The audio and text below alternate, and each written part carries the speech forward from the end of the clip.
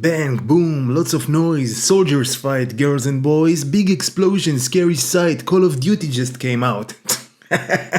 The, 65th Call of Duty game just came out, and it's time for me to give the series a try again. Out of the 78 Call of Duty titles, I probably played like 8 or 9. Some of them, yeah, definitely deserve a legendary status. The others, you could feel the toll a yearly release had taken. No doubt, these guys were running out of ideas, but who can blame them? Putting out a new video game every year for, 82 years in a row? Anyone would get burnt out. The last one I played was surprisingly good.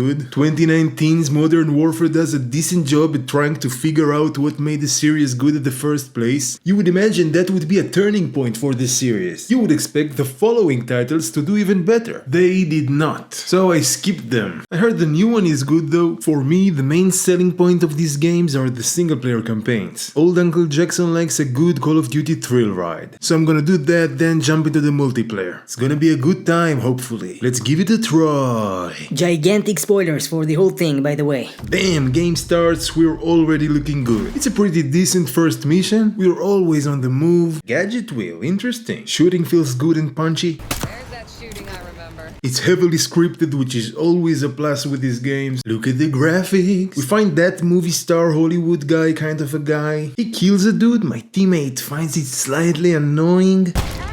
We blow up a chopper and mission done. So far so good, but what's new? Okay, there's a hub and an upgrade system. Most of the upgrades are useless, but I like this house. It's a good way to break the action between missions, and I like the stupid characters. You've come to the right place. The game keeps going and it's a lot of typical Call of Duty stuff, but it's fun and varied enough to keep me interested. In one mission I infiltrate a watchtower, snipe a dude from a million miles away. This one has you double wielding handguns, mowing down idiots like it's Scarface. There's a cool spy mission where you're supposed to take pictures of there's a casino mission, an airport mission. You get to drive a tank through the terminal and blow up an aircraft. You get to use a nice variety of cool toys too. Even the door minigame is fun. Overall, I have to say I'm having much more fun than I expected to have. But I know I said I like the characters, and for the most part I do. I know they're supposed to be cliché action movie trope kind of characters, and they are, and they're great. Not him though. The Hollywood guy is a touch too much. First of all, he's always smoking, which I guess it's the 90s, so it makes him cool. His haircut's always perfect, he's always wearing sunglasses, and he can't say anything that's not a Hollywood stupid one-liner. Ever do anything like this before? Just like that, huh? Millions could be at risk. It's up to us. Tell him Bishop takes Rook.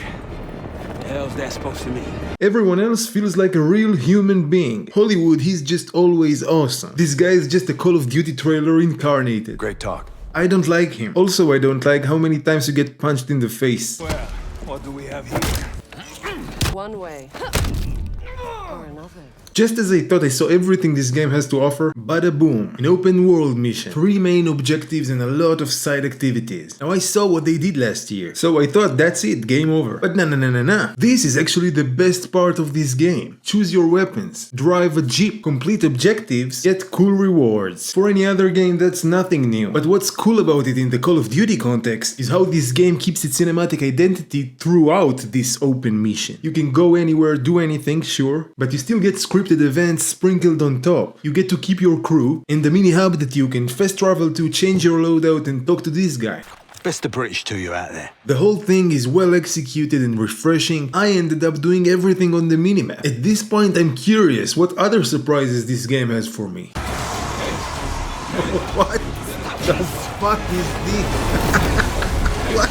Yeah, in its last third, this game is completely losing its mind. I didn't follow any of this at the first place, but now with the monsters and zombies and schizophrenic episodes, I just gave up on the plot of that thing. But you know what? It still manages to be fun and introduce new gameplay mechanics. You get a grappling hook and you play green light, red light with these dolls. It's entertaining, and that's the best thing you can say about the Call of Duty campaign. You never do the same thing for more than a few minutes. Everything you do is so well made, over the top, just crazy and fun. Man, God knows they should make more fun video games. I hope the next Call of Duty does a lot more with open structure kind of missions, because there's so much potential with those. But even if it doesn't, I can't wait to see what they do next. Well done, Call of Duty. You did good. Time to go online.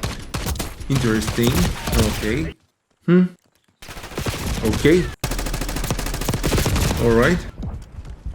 Okay, first impressions. Time to kill is so fast, it's kind of crazy. It's not necessarily a problem. Maybe it's just a preference thing, but I never really liked it. If all you have to do to bring a guy down is just tap twice, when everyone can move in 60 miles per hour, and the busted spawn system spawns someone right behind you, it takes strategy out of the equation and brings in camping and reflexes. Which I guess everyone really likes, because that's been the formula since the year 2007. That's 17 years ago. If anything, it shows how ahead of its time the original Modern Warfare was, because that's the exact same game. And if a guy like me, who was never a fan of this formula, can have fun with it for a week or two after 17 years, it must have done something right. And yeah, I suck ass, but I did have fun with it. The adrenaline rush you get after staying alive long enough to bring a big ass kill streak down on your enemies, that's good times.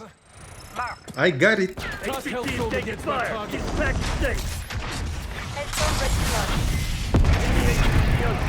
Better be careful, boy. And I'm dead. Oh, and there's the VIP mode. I like that mode. Each team needs to protect their VIP teammate and hunt down the enemy's VIP. As the VIP, you get a second wind if you're getting downed, and you can get revived by a teammate. It's simple, but it creates so many memorable moments. There was that one game where I got saved at the very last second. Oh! Thank you, guy. Then the same guy revived me when I was the VIP and I got downed. I love you, guy.